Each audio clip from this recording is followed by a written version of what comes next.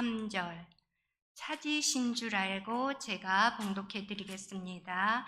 예수께서 베다니 나병 환자 시몬의 집에 계실 때에 한 여자가 매우 귀한 향유 한 옥합을 가지고 나와서 식사하시는 예수님의 머리에 부으니 제자들이 보고 분개하여 이르되 무슨 의도로 이것을 허비하느냐? 이것은 비싼 값에 팔아 가난한 자들에게 줄 수 있겠도다 하거늘 예수께서 아시고 그들에게 이르시되 너희가 어찌하여 이 여자를 괴롭게 하느냐? 그가 되게 좋은 일을 하였느니라. 가난한 자들은 항상 너희와 함께 있거니와 나는 항상 함께 있지 아니하리니 이 여자가 내 몸에 이 향유를 부은 이유는 내가 장례를 위하여 함이니라. 내가 진실로 너희에게 이르노니 온 천하에 어디서든지 이 복음이 전파되는 곳에서는 이 여자가 행한 일도 말하여 그를 기억하리라 하시니라. 목사님 나오셔서 말씀 전하실 때 향유 옥합을 깨뜨린 여인의 마음이라는 말씀을 전하시겠습니다. 그리고 여성교회의 특성이 있겠습니다. 나오세요.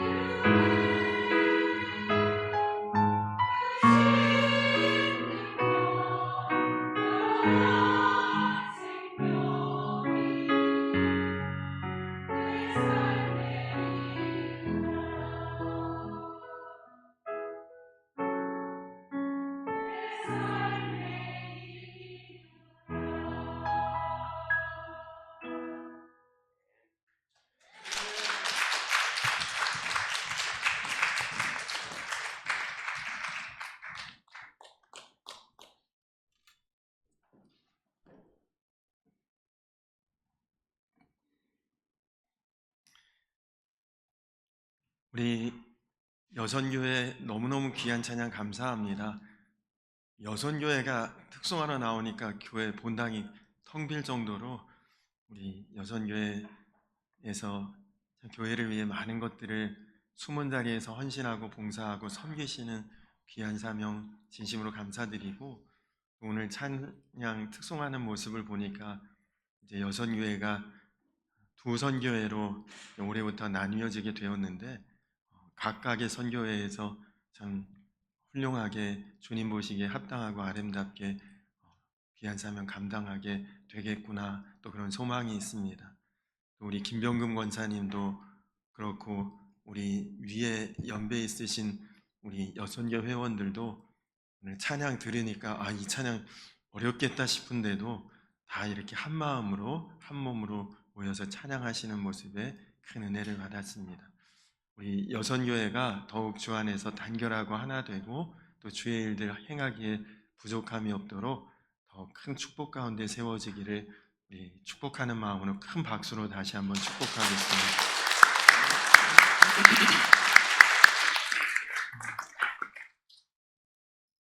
오늘 우리 말씀 나누기 전에 광고를 잠깐 먼저 드리고 말씀을 나누도록 할 텐데, 오늘 2월 첫 주일이고 또 2월 첫날입니다. 여러분들 주보 6면에 있는 2월의 기도 제목을 같이 한번 나누고, 2월 한 달 동안에는 우리가 이런 기도 제목으로 기도하실 때마다 같이 기도해 주시면 좋겠습니다. 주보 6면의 2월의 기도 제목을 우리 같이 한번 고백해 보겠습니다. 1번 같이 고백할까요? 시작. 모든 삶의 우선순위가 예배가 되게 하시고, 드려지는 모든 예배에 영과 진리로 예배하는 예배자들이 충만하게 채워지게 하소서. 2번, 매일 성경 읽기를 통해 말씀을 더욱 깊이 깨닫고 알아가며 기도의 기쁨을 날마다 누리며 기도의 지경이 확장되게 하소서.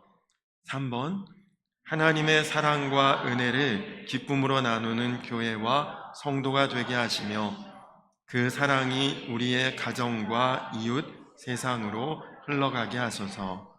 아멘. 여러분, 2월 한 달 동안은 기도하실 때에 이런 기도 제목을 꼭 기억하시고 같이 기도해 주시기 바랍니다. 2월 6일 금주 금요일 밤 8시 30분 금요 성령 기도회가 있습니다. 한 달에 한 번 여러분 마음을 다하고, 그리고 기도의 제목을 좀 하나님 앞에 간절한 마음으로 한번 기도할 수 있는 뜨거운 시간인데, 금요 성령 기도회에도 많이 참석하시기 바랍니다. 또 금주간부터 이제 새롭게 편성된 속회로 속회 모임을 시작하시기 바랍니다.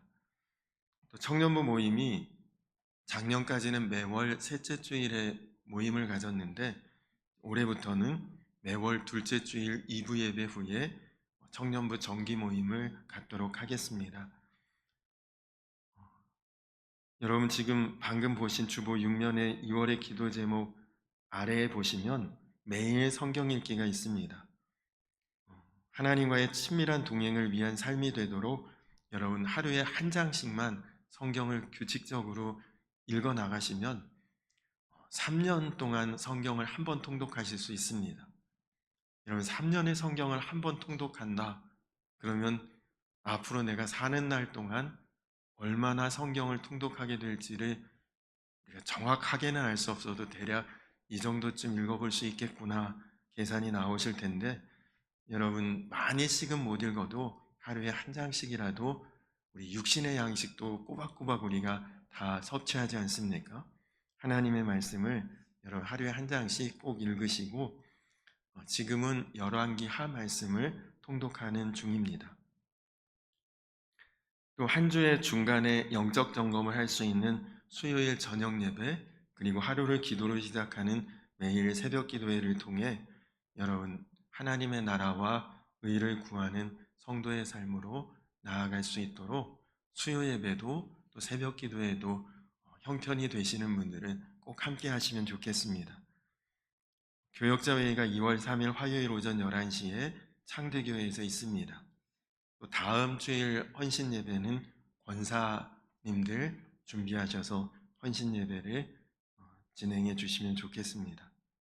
기부금 납입 증명서 발급을 원하시는 분은 언제든지 신청하시면 바로 발급을 해드리도록 하겠습니다. 할렐루야. 네.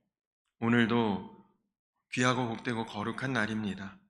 이 시간 함께 드리는 이 예배를 통해 하나님의 사랑과 은혜와 축복과 기쁨이 우리 성도님들의 삶 가운데 충만하게 넘쳐나기를 주님의 이름으로 축원합니다.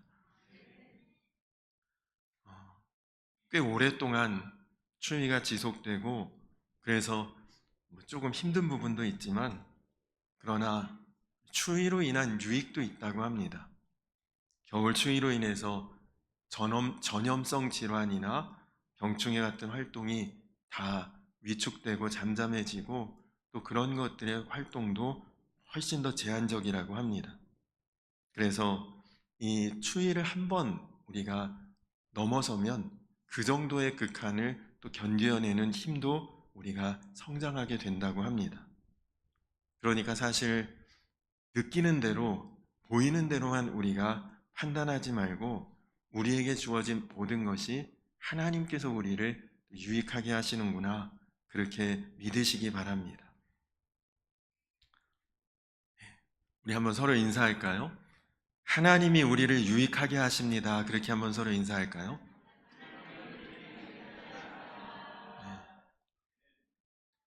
우리 한 번 더 인사할까요? 하나님이 우리를 복되게 하십니다. 그렇게 한번 인사하겠습니다.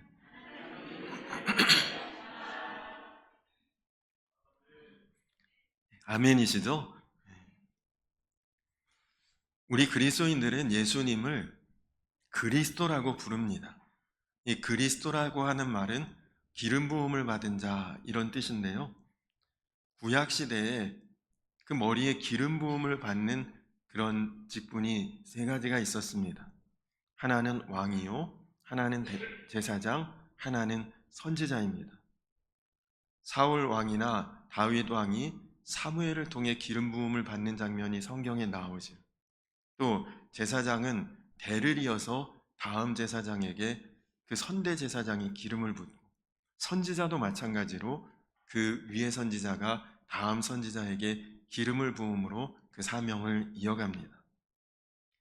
자, 그렇다면 예수님은 사실 왕이시면서 제사장이시면서 선지자이신 그 세 가지의 사명을 다 가지신 분이신데 여러분 예수님은 누구에게 어디에서 기름 부음을 받으신 일이 있습니까? 보통 신학자들이 예수님이 이때 기름 부음을 받으셨다라고 이제 주장하는 그 상징적인 장면은 예수님이 요단강에서 세례 요한에게 세례 받을 때에 하늘로부터 성령이 비둘기같이 임하셨다. 이 장면을 예수님이 기름 부음을 받으신 장면이라고 주장을 합니다. 물론 영적인 의미로 보면 맞습니다. 그러나 세례가 기름으로 붓는 세례는 아니었죠. 물로 받는 세례니까 영적인 의미로는 기름 부음이지만 실제로는 기름이 부어진 것은 아니지 않습니까? 예수님께서 머리에 실제로 기름 부음을 받은 장면은 오늘 우리가 읽은 이 말씀, 이 장면이 성경에서 유일하게 예수님이 진짜 기름 부음을 받은 장면입니다. 앞에서 말씀드린 것처럼 기름 부음 받는 장면은 왕이나 제사장이나 선지자가 그 사명을 시작할 때 아주 영광스럽게 받아야 되는 것이 기름 부음이죠. 일종의 취임식이라고 보면 되겠습니다. 그러나 예수님은 사역을 시작하실 때 받은 기름 부음이 아니라 장례식을 준비하면서 기름 부음을 받으셨죠. 또 기름 부음을 받는 장소가 왕이라면 왕궁이 될 것이고 제사장이라면 성전이 될 것인데 예수님이 지금 기름 부음 받으신 곳은 어디입니까? 베다니 나병 환자 시몬의 집에서 기름 부음을 받았습니다. 정말 여러분 나병 환자면 문둥병 환자인데 당시 문둥병자의 집에 누가 가겠습니까?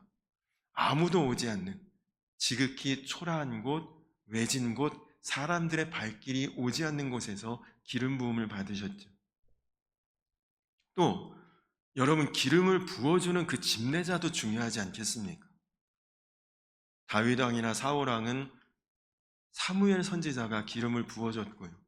제사장이라면 제사장을 통해, 선지자라면 선지자를 통해 기름 부음을 받는데, 여러분, 지금 예수님께 기름을 부어주는 그 집례자가 누굽니까? 이름이 안 나와요. 여기 보니까 한 여인이 예수님께 향유 옥합, 그 향기로운 기름을 부었다고 나옵니다. 물론 이 여인은 요한복음에 이것과 똑같은 사건을 기록하고 있는데 마리아라고 거기에는 나옵니다. 그러나 마리아라고 하더라도 당시에 주목받는 위치에 영향력 있는 그런 사람은 아니었죠. 그러니까 예수님은 기름 부음 받을 때에 영광스러운 자리에서 유명한 사람에게 아주 자신을 드러내면서 기름 부음을 받은 그런 사건이 아니었다는 것입니다. 요즘에는 누구 어떤 취임식 혹은 위임식 이런 것을 할 때에는 얼마나 대단하지 않습니까? 요란하고 화려하고, 대부분 사람들이 뭐 어떤 취임식을 한다 그러면 의리의리한 장소에서 유력한 사람들을 초대해서 그 사람들의 축하를 받고 축복을 받으면서 최대한 자신을 드러내고 사람들에게 주목받고 영광을 취하는 자리가 취임식 아닙니까? 부끄럽지만 교회의 어떤 감독님이 취임을 한다? 담임 목사님 취임을 한다? 아니면 하다못해 어디서 무슨 직책을 맡아서 그런 취임식을 한다? 얼마나 대단합니까? 사람들도 많이 초대를 받고. 근데 예수님은 가장 초라한 자리에서 가장 빈약한 사람들을 통해 형식이 아니라 마음으로 섬김을 받기를 원하셨던 것이죠. 예수님은 지금 예수님 머리에 향유를 부은 마리아의 마음을 보고 계신 것입니다. 그 여인 안에 있는 사랑을 보았고 믿음을 보았고 그리고 그 안에 피어나는 영적인 생명을 보고 계신 것이죠. 우리 주님께서는 우리의 겉모습 보시지 않습니다. 우리의 외형적인 부분을 보시지 않습니다. 주님은 사람들이 잘 보지 못하고 헤아리지 못하는 우리의 속, 우리의 중심, 우리의 마음을 보고 계신다는 것이죠. 그래서 오늘 말씀에도 복음이 전파되는 곳에는 반드시 이 여인이 행한 이 일도 기억될 것이다. 그렇게 말씀하셨을 정도였습니다. 그만큼 지금 예수님이 여인을 통해 기름 부음을 받은 이 일을 너무너무 기뻐하셨고 그리고 너무너무 의미 있는 사건이라고 여기신 것이죠. 자, 근데 이 여인의 이 행동을 다 그렇게 좋게만 봤느냐? 다 그렇게 기쁘게 여겼느냐? 그렇지 않았다는 것이죠. 그 자리에 함께 있었던 제자들은 아니 그거 차라리 비싸게 팔아서 가난한 사람들에게 그것 좀 나눠주는 게 더 좋지 않느냐? 그렇게 지금 이야기하고 있습니다. 자, 그렇다면 이 여인이 지금 예수님의 머리에 부은 기름, 이 향유 얼마쯤 될까요? 여기에는 비싸게 팔면 좋지 않았냐 하지만 정확하게 얼마가 될지는 나오지 않았는데 이것과 똑같은 내용을 전하는 요한복음에 보면 300데나리온쯤 될 것이다. 그렇게 지금 나오거든요. 여러분 300데나리온이면 당시 일꾼 한 사람, 장정 어른 한 사람의 1년치 품삯이 300데나리온 정도 되었다고 합니다. 그러니까 요즘으로 말하면 보통 평범한 사람의 1년 연봉쯤 되겠죠. 그럼 그게 얼마쯤 될까요? 사람마다 다르겠지만 약 한 4천만 원, 3, 4천만 원 정도 되는 그 정도 돈입니다. 근데 여러분 생각해 보십시오. 한 3, 4천만 원 정도 되는 그 돈에 그 기름을 사서 한 사람 머리에다 한꺼번에 한 번에 부어버렸다. 요한복음에는 예수님의 발에 붓고 마리아가 머리카락으로 닦아드렸다고 했는데, 여러분 머리 한 번 감는데 돈 4천만 원을 썼다? 혹은 발 한 번 씻는데 돈 4천만 원을 썼다? 여러분 생각에는 이거 정상적입니까? 여러분 어떻습니까? 지금 이 여인이 했던 이 행동, 이거 정상적인 행동입니까? 여러분 마음에는 3, 4천만 원짜리의 이 기름을 한 번에 머리에 부어버린 이 여인의 행동이 더 동감이 되십니까? 아니면 그것 보고 화를 내고, 야, 그 3천만 원 그걸 차라리 가난한 사람들에게 나눠주면 더 좋았을 걸, 이렇게 이야기하는 제자들의 마음에 더 여러분 공감이 되십니까? 여러분의 마음은 어느 쪽으로 기울어지십니까? 솔직하게 저도 그렇고, 지극히 정상적인 판단을 하는 사람이라면 제자들의 이 말이, 제자들의 이 심정이 훨씬 더 우리에게는 심정적으로 공감이 가겠죠. 이 여인이, 야, 이게 지나치게 좀 낭비가, 한 번에 이거 너무 허비한 거 아닌가? 우리도 그런 생각이 들 정도의 그런 행동 아닙니까? 여러분이 향유라고 하는 것은 한 방울을 정말 누구 중요한 사람 만날 때나 중요한 행사가 있을 때 그 분위기를 좋게 하기 위해, 좋은 냄새가 퍼지게 하기 위해 한 방울씩 떨어뜨려 사용하는 것이 향유입니다. 근데 그것을 어떤 한 사람에게 단 한 번에 확 부어버렸다.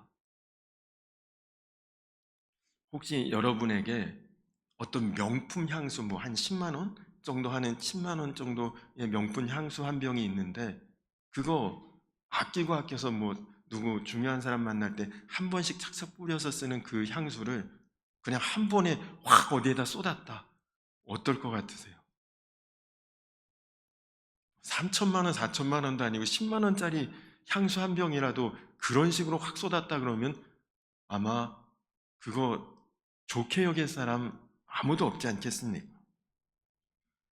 그러니 우리가 상식적으로 생각할 때, 예수님께서도 이 여인에게, 여인이여, 그렇게 하지 말고 차라리 가난한 자들에게 그것을 팔아 나눠주고 모두를 유익하게 하는 것이 좋겠다, 이렇게 나와야 예수님답다, 예수님 같은 모습일 것이다, 그렇게 생각이 드는데, 지금 예수님께서도 이런 아주 상식적이지 않은 이런 행동을 보면서 너무 좋아하시고 기뻐하시고, 그리고 그 여인을 축복하시고, 야, 훌륭한 일이야, 이거 정말 앞으로 복음 전해질 때 이 일도 어딜 가나 기억될 일이다, 예수님이 또 이렇게까지 말씀하시니 참 이게 이해가 잘 되지 않는 그런 장면이에요. 여러분 지금 똑같은 상황을 보면서 사람들의 입장의 차이가, 생각의 차이가 완전히 다릅니다. 근데 여러분, 이런 차이가 어디서 오는 것일까요? 여인은 예수님에게 그 비싼 향유를 한꺼번에 확 갖다 붓고도 전혀 그것에 대해서 아까운 마음이 없고, 제자들은 야, 이거 팔아서 가난한 사람들에게 나눠주지 무슨 낭비요, 허비냐, 그렇게 지금 쳐다보고 있는, 이런 차이가 어디서 오는 것입니까? 믿음의 차이라는 것입니다. 여인은, 이분은 하나님이시다, 이분은 진짜 하나님이 실제로 내 앞에 계신 그리스도시다, 여인에게는 지금 그 믿음이 너무나도 확실하고 분명한 것입니다.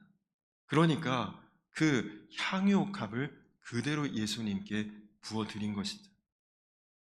그 점을 이해해야, 이런 행동을 이래서 했구나, 이해가 되는 거죠.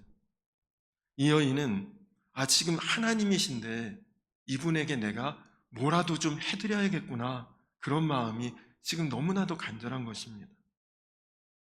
여인은 하나님 앞에 드리는 심정으로 지금 이 향유옥합을 드리고 있는 것이죠. 그에게는, 아니 하나님 앞에 하는데 이게 지나쳐? 전혀 지나치다는 생각이 들지 않았죠. 내가 가진 것이 지금 이거니까 이걸 드렸지, 더 드릴 수 있으면 더한 것이라도 드리겠다. 그것이 지금 이 여인의 마음인 것입니다. 여러분 생각 한번 해보셔요. 흔히 부모가 자녀를 위해서 죽을 수도 있다고 보통 말하지 않습니까?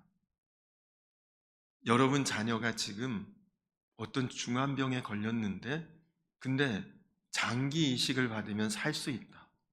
근데 여러분이 지금 그 장기를 이식해 줄 수 있는 모든 그 조합이 여러분이 딱 맞는다. 그럼 그 부모가 자녀에게 장기를 이식하는 수술을 하겠다고 결정하는 것, 야, 너무하네, 지나치네, 과하네, 그렇게 말할 사람이 있을까요?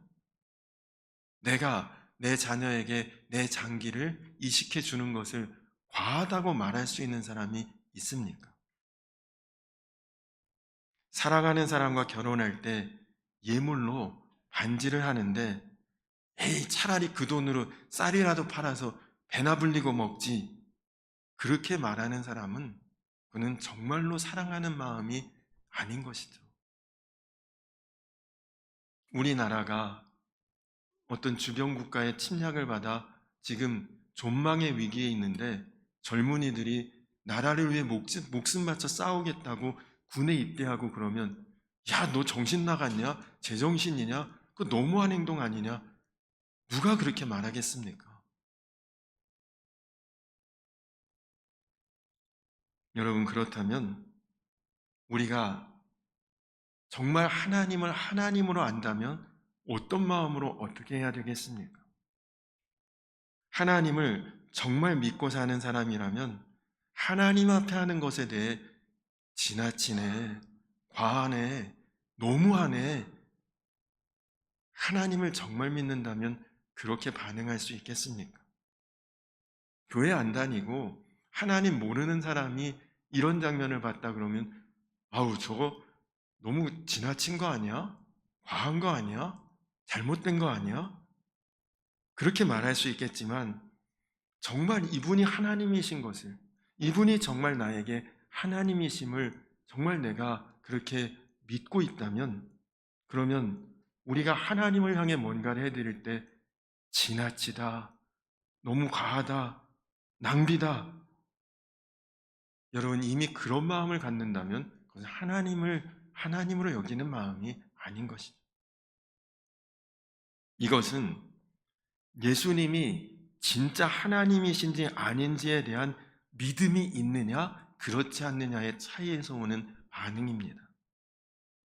제자들이 이 여인의 행동에 대해서 분노하고 불쾌하게 여기고 화를 내고 낭비라고 생각했다는 것은, 그들은 예수님의 제자로 부름을 받았지만 아직도 예수님이 하나님이시라는 결론이 분명하지 않았던 것입니다. 3년 동안이나 예수님과 함께 하면서 이제 곧 예수님의 장례가 있을 그 장례를 이 여인이 준비하는데도 이 제자들은 오히려 예수님을 하나님으로 아직도 믿지도 못하고 알지도 못하고 있습니다.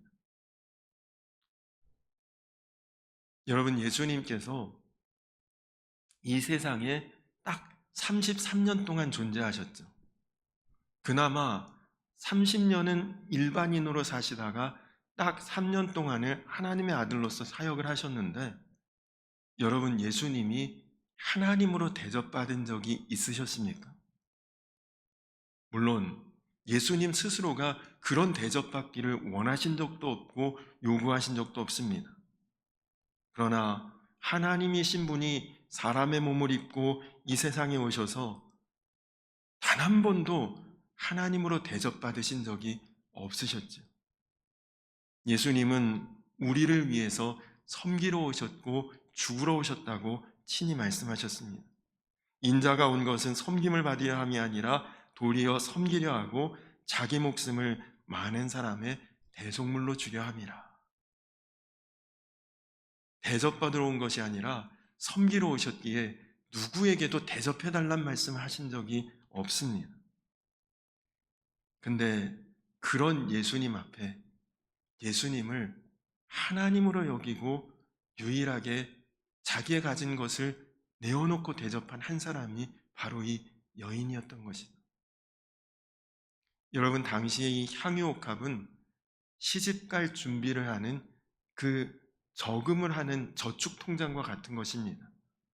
돈이 생길 때마다 향유를 조금씩 사서 모아 옥합에다 그것을 담아두고 시집갈 때가 되면 그것을 팔아서 결혼 자금으로 쓰는 것이 당시의 관례였다고 그래요. 근데 지금 이 시집가기 위해서 모아둔 향유옥합을 주님 머리에 다 쏟아부었다? 그것은 시집가기를 포기했다는 말이죠. 내 삶은 이제 주님께 다 드립니다. 그런 뜻입니다. 옥합을 깨뜨렸다는 것은 이제는 다시 모으지 않겠다. 재사용이 불가능하다. 이제는 나는 완전히 주님께 드려졌다. 그 의미인 것입니다. 일부를 남겨두고 다시 쓰겠다고 생각했으면 그러면 옥합을 깨뜨린 이유가 없죠. 그러나 하나님 앞에서는 남겨둘 것 없다. 더 아낄 것도 없다. 있는 대로 다 드리고 싶다. 하나님이 날 위해 생명 주시고 아들 주시고 아낌없이 주신 것처럼 나도 하나님께 이제는 아낄 것 없고 남겨둘 것 없다. 그 마음에 예수님이 지금 감동하신 거예요. 그거 3천만 원짜리 향유옥합 가져왔네. 거기에 감동하신 게 아니라 그 마음에 예수님이 감동받으신 것입니다.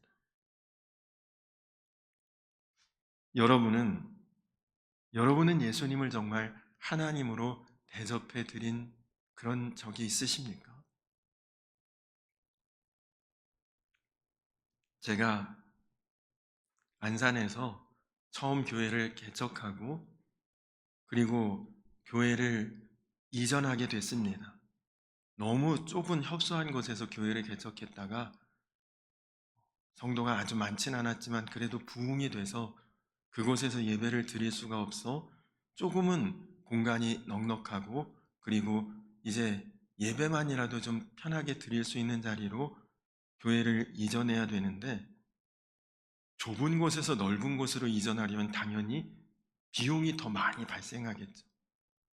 여기서 있었던 그 비용으로는 도저히 우리가 원하는 장소로 이전할 수가 없는데 여기저기서 도움도 받았고 당시 얼마 되지 않는 성도님들의 그런 헌신도 있었고 나름대로 이곳저곳에 알아보며 돈을 빌리기도 하고 그러면서 이제 이전할 준비를 다 갖추었는데 1,500만 원을 아무리 애쓰고 노력해도 구할 수가 없는 것입니다. 저의 한계치인 거죠. 모을 만큼 모으고 구할 만큼 구했지만 아직도 이전하려면 1,500만 원의 비용이 부족한데 당시 개척교회 담임전도사에게 신용으로 대출이 되지도 않고 담보를 제공할 것도 없고 이제는 돈 나올 구석이 전혀 없습니다. 하나님 앞에 교회는 이전해야 되고 그리고 시일은 급박한데 하나님 어떻게 해결하면 좋겠습니까? 정말 간절하게 기도하는데 같은 지방의 큰 교회의 모습이 기도 중에 너무나 선명하게 보이는 거예요. 그 교회 가면 1,500만 원 도와주시려나? 하나님 주신 사인인가? 그 교회를 찾아가서 담임 목사님을 만났습니다. 그 목사님께서 제 이야기를 다 듣고 계시다가 이야기를 하십니다. 전도사님, 지금 교회 이전하는데 비용이 1,500만 원이 부족하다고 하시는데 우리 교회에서 1,500만 원을 지원해 드리면 전도사님 나중에 그 교회에서 다른 임지로 떠나실 때 그 교회에 전도사님이 하나님 앞에 내어놓은 그거 다 가져가지 않고 그대로 놔두고 가실 수 있습니까? 저한테 딱 그렇게 물으시더라고요. 근데 사실 1,500만 원은 일부고 거기 들어간 돈 중에는 저희 결혼할 때 전세자금 또 저희 아내가 공무원하고 퇴직할 때 퇴직금 상당히 많은 저희 그 전 재산이 다 들어가 있는데 그렇게 탁 물으시는데 그렇게 하겠습니다라고 바로 대답이 나왔습니다. 믿음이 좋아서가 아니라 급했거든요. 그렇게라도 해서 빨리 1,500만 원 받아야 되고, 저는 사실 그 교회를 떠날 마음도 없었고 뼈를 묻을 때까지 거기서 목회하면 무슨 상관이 있나, 그렇게 하면 되지라고 생각하고 선뜻 대답을 했고, 그 목사님은 그렇다면 기도해 보겠다 그러면서 이제 저를 가라고 하셔서 집으로 돌아와서 저희 아내에게 목사님 만나서 이런 얘기를 했더니 그렇게 얘기하시길래 그렇게 하겠다고 대답했어. 그랬더니 완전히 이제 큰일 난 거죠. 대책도 없이 그렇게 대답하고 나오면 어떡하냐. 우린 앞으로 그럼 어떻게 사냐. 이제 저에게 굉장히 아주 거친 반응이 나왔습니다. 근데 생각해 보니 정말 내가 실수를 했나, 잘못을 했나, 그런 생각이 들었는데, 그 다음날, 그때가 토요일이었고요. 그 다음날 주일 예배를 드리면서 갑자기 하나님께서 저에게 주시는 마음이, 내가 하나님을 하나님으로 대접하며 예배드린 적이 있었나? 내가 주님을 주님으로 대접하며 그렇게 예배를 드린 적이 있나? 갑자기 그런 마음이 제 마음에 들었습니다. 생각해 보니 한 번도 저는 하나님을 하나님으로 여기고 예배드린 적이 없었습니다. 어렸을 때부터 셀 수 없이 예배를 드렸지만 예배는 그리스도인으로 드려야 될 의무였지 기쁨으로 드린 적이 없었어요. 개척하고 목회자가 된 후에는 예배 드릴 때 항상 머릿속에 누구 오셨네? 누구 안 오셨네? 마이크가 상태가 어떻네? 안내 오늘 잘 쓰고 있네? 못 쓰고 있네? 내내 이런 생각만 머릿속에 있지 하나님을 하나님으로 생각하는 그런 예배를 못 드렸더라고요. 그리고 항상 주님을 향해 나만 희생했고 나만 어려웠지, 주님 이것 좀 도와주세요, 이것 좀 해결해 주세요, 항상 받으려고만 했지 주님 앞에 뭔가를 드렸다는 마음이 없다는 것을 주님이 깨닫게 하셨습니다. 저는 하나님을 하나님으로 대접하기보다는 항상 없다, 부족하다, 안 되고 있다는 불평만을 하나님 앞에 하고 있고 매달리게만 했었던 것입니다.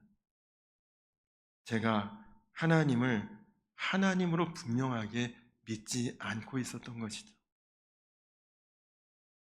그렇게 주일 예배를 드리고 다음날 월요일이 됐습니다. 그 목사님을 만나고 이틀이 지났죠. 월요일 아침에 모르는 번호로 전화가 왔어요. 근데 그 교회 재정 장로님이 전화를 하시면서 전도사님, 목사님께서 전도사님께 1,500만 원을 지원하라고 하시니 계좌번호를 보내주십시오. 근데 그 전화를 받으면서 통곡을 했습니다. 하나님이 하나님의 일을 하나님의 뜻대로 하시는구나. 그리고 나서 정확하게 9개월이 지난 다음에 제가 성남에 있는 대원교회 부목사로 청빙을 받게 됐습니다. 근데 저는 그 교회에서 죽을 때까지 목회하리라 생각했기에 모든 재산을 거기다 두는 것에 대한 아무런 부담이 없었는데 이제 다른 교회 부목사로 가게 되니 어떻게 합니까? 근데 정말 하나님의 은혜였고 또 감사하게도 그 목사님과의 약속을 저는 하나님과의 약속이라고 생각했습니다. 그리고 그 교회를 떠날 때 어떤 1원 한 푼도 금전적인 보상을 전혀 받지 않았습니다. 그런데 지금까지도 물질로 인해서 어렵고 힘들고 궁핍한 적은 단 한 번도 없습니다. 하나님께서 다 인도하시고 채워주시고 또 이끌어 주신 것이죠.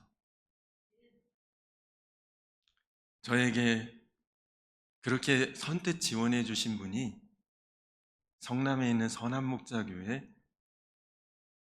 원로 목사님이신 유기성 목사님이십니다.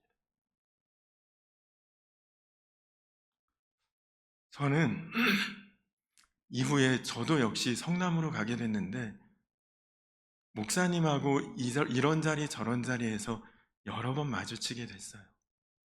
근데 만약에 제가 물질에 욕심이 있어 그때의 약속을 저버렸다면 두 번 다시 그 목사님을 만날 수도 없고 인사도 못 드렸겠지만 그때 그 목사님이 큰 가르침을 주셨고 저도 그 가르침대로 할 수 있었고 이후에 그 목사님을 만날 때 얼마나 반갑고 또 얼마나 반겨주시고 전혀 부끄러움도 부담도 없이 서로 만나고 교제할 수 있게 됐습니다.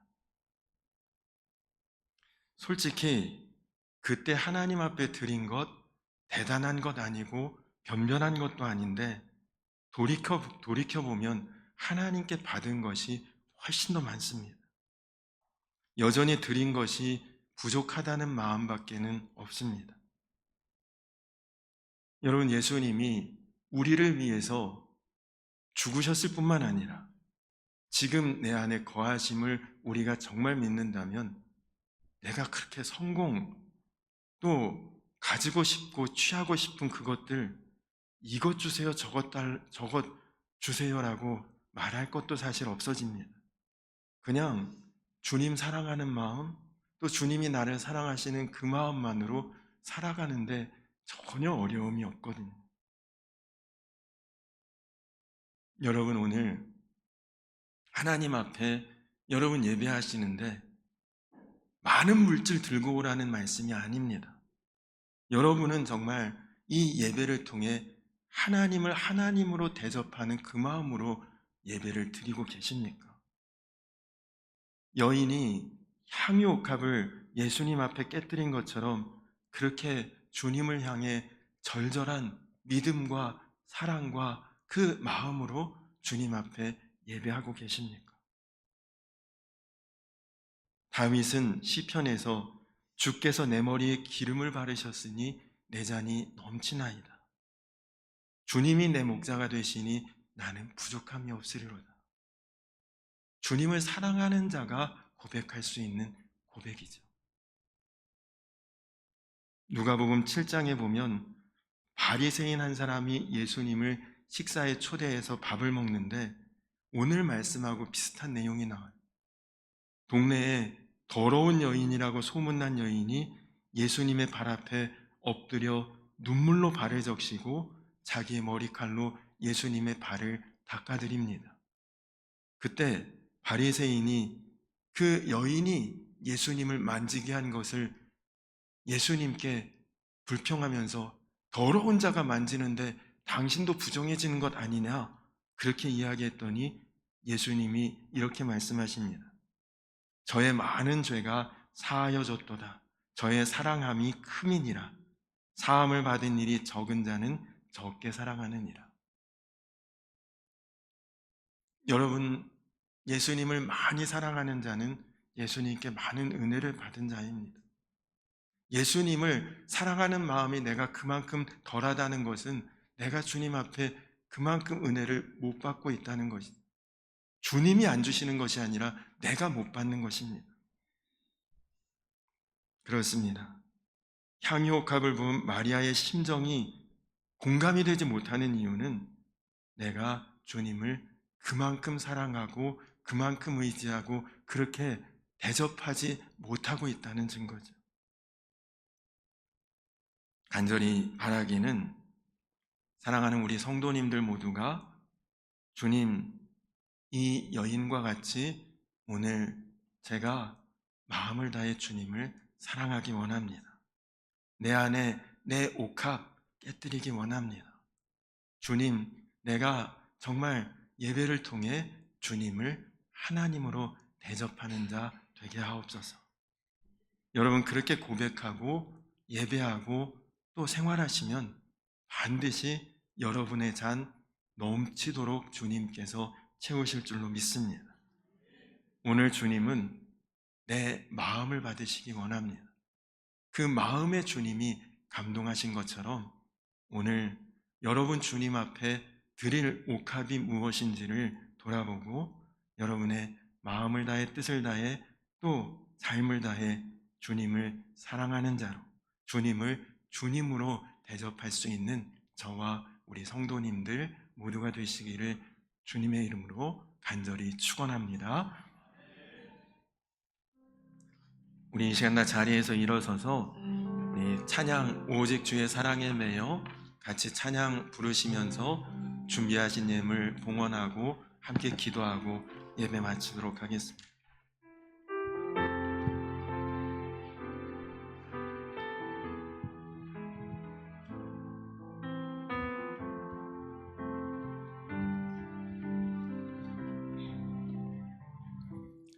오직 주의 사랑에 매여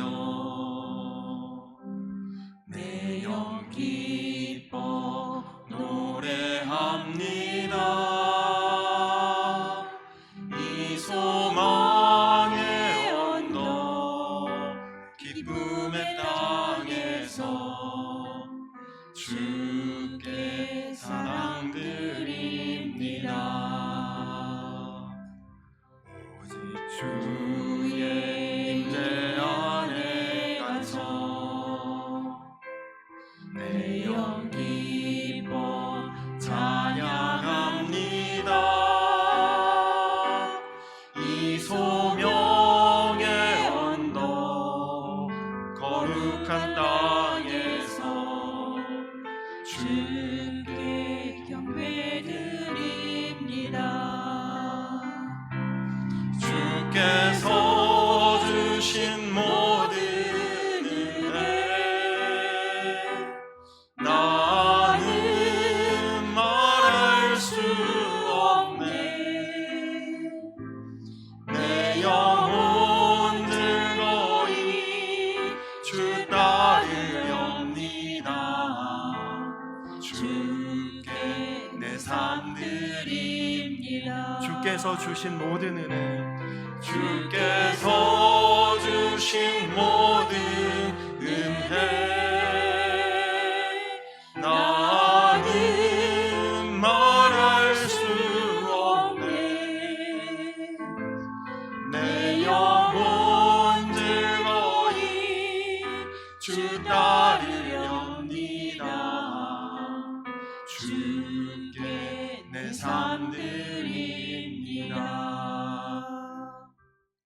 우리 같이 기도하겠습니다.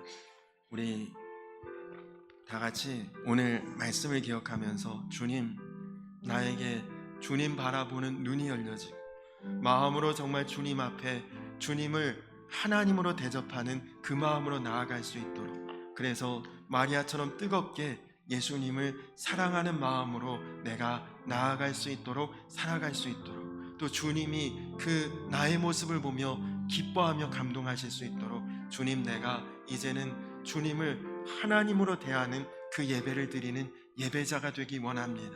또 그렇게 살아가는 성도가 되기 원합니다. 우리 이 시간 나같이 기도하시고, 또 기도하실 때 오늘 헌신하신 우리 여선교회를 위해서, 우리 여선교회가 더욱 주 안에서 단합하고 하나 되고 주의 뜻대로 쓰임받는 귀하고 복된 우리 여선교회가 될 수 있도록 우리 여선교회를 위해서도 중보 기도해 주시기 바랍니다. 다 같이 주여 한번 부르고 기도하겠습니다. 주여, 좋으신 아버지 하나님 감사합니다. 주님, 그렇습니다. 주님은 우리에게 목숨도 내어주신 주님, 하나밖에 없는 아들을 우리에게 주신 주님, 아낌없이 우리에게 다 내어주신 주님이신데, 주님, 내가 오늘 주님 앞에 무엇을 드렸습니까? 하나님, 나는 하나님을 하나님으로 대접하며 하나님으로 예우하며 하나님, 내가 예배한 적이 있는지를 하나님 돌아봅니다. 하나님, 이제는 나도 마음으로 주님 앞에 내 마음을 보실 때 주님 기뻐하실 수 있도록, 감동하실 수 있도록 하나님, 내가 온 마음 다해 전심으로 하나님 앞에 정말 주님을 주님으로 여기는 그런 예배자가 되게 하여 주시옵소서. 또한 주님을 주님으로 대접하는 그런 성도의 삶을 살아갈 수 있도록 주여 인도하여 주시옵소서. 그래서 주님, 언제나 우리의 삶이 향유 옥합은 없어도 향기 나는 삶이 되게 하시고 우리의 모습이 하나님의 영광을 드러내는 그런 성도의 삶이 될 수 있도록 주여 인도하여 주시옵소서. 주님, 오늘 여선교회가 헌신했습니다. 하나님, 우리 여선교회원들 한 분 한 분이 오늘이 이름 없는 여인과 같이 주님 앞에 삶을 드리고 마음을 드리고 주님, 그리고 온전히 주님께 헌신하며 주의 향기 드러내는 하나님, 우리 여선교회로 든든히 설 수 있도록 축복하여 주시옵소서. 내가 진실로 너희에게 이르노니 온 천하에 어디서든지 이 복음이 전파되는 곳에서는 이 여자가 행한 일도 말하여 그를 기억하리라. 주님, 감사합니다. 가진 것 없고 드릴 것 없는 연약하고 빈약한 우리를 주의 자녀 삼아 주시고 주님, 생명 주시고 아들 주시고 아무것도 남김없이 아낌없이 나를 위해 주셨는데, 주님, 이제는 나도 주님 앞에 옥합을 드리는 마음으로 주님을 주님으로 대접하고 주님으로 바라보는 그 마음으로 예배하는 예배자가 되고 그 마음 가지고 살아가는 참된 성도가 되게 하여 주시옵소서. 주님, 기름을 내 머리에 주셔서 이제 내 잔이 넘치게 하실 줄로 믿습니다. 주님 앞에 늘 감사하며 세상 앞에 담대하며 정말 주의 은혜 받은 자로 우리가 향기를 바라며 사는 주의 자녀요 주의 백성들이 다 되게 하여 주시옵소서. 오늘 주님 앞에 헌신 예배 드린 우리 여선교회원 한 분 한 분이 오늘이 옥합을 드린 여인과 같은 마음으로 항상 주님 앞에 나아갈 수 있도록, 그리고 우리 여선교회가 주 안에서 든든히 세워지고 하는 모든 일이 주의 향기로운 삶이, 향기로운 사역이, 향기로운 섬김이 될 수 있도록 주님 축복하여 주시옵소서. 이제는 우리를 죄에서 구원하신 우리 구주 예수 그리스도의 은혜와 아버지 되신 하나님의 놀라우신 사랑과 하나 되게 하시는 성령의 교통하심이 이제 나의 가진 것 주님 앞에 주님을 주님으로 대접하는 마음으로 내어놓기를 결단하는 사랑하는 모든 주의 백성들 위해 이제로부터 영원토록 함께하여 주시기를 간절히 축원하옵나이다. 아멘.